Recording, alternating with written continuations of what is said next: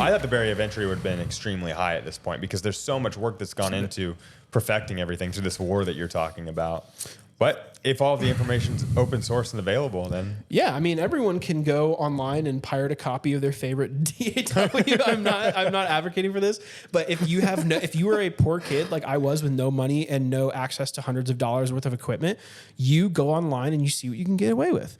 And you start with a pirated copy of Ableton or FL, and you start with a stolen sample pack kit, and you start throwing loops together, and you start throwing bass lines together, and eventually, I think, and there's been many examples of this, of like famous producers that use like a pirated copy of their production software for a really embarrassingly long time until they became legit enough to pay the $500 to $1,000 to buy it. That's awesome. And I think it's kind of like a no hard feelings type thing. And if FL Studio, if ImageLine ever reached out to me and was like, hey, can you pay us for all those years? I'd be like, I'd be more than happy to. Yeah. FL Studio, ImageLine, hit me up. I will pay for all those years that I used FL Studio without your permission. I apologize.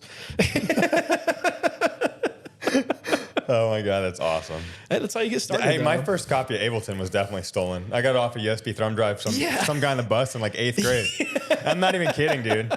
I'd have to always I always have to disable my internet on my computer, then so open the software. Validate the exactly serial code. Yeah. And no one's doing it's harmless. I was just playing the keyboard, dude. I wasn't trying to sell anything or make money. Oh yeah. I mean, I think, I don't know. I'd have to look up and see if it's like common for DAW manufacturers to like sue artists for using their shit without a license. I mean, you can't sue somebody that doesn't have money. I don't know if that's correct. But they're gonna could sue you for anything. That they're gonna put on a lien on my future assets from when I'm in high school. Yeah, no, I mean, if ImageLine ever came down to my office, I'd probably have some explaining to do. They're like, hey, how many years did you use FL Studio without paying for it? I'd be like, probably a decade.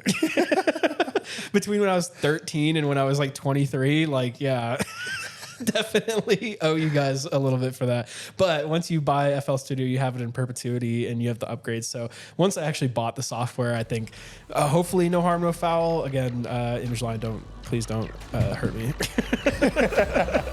I love you guys.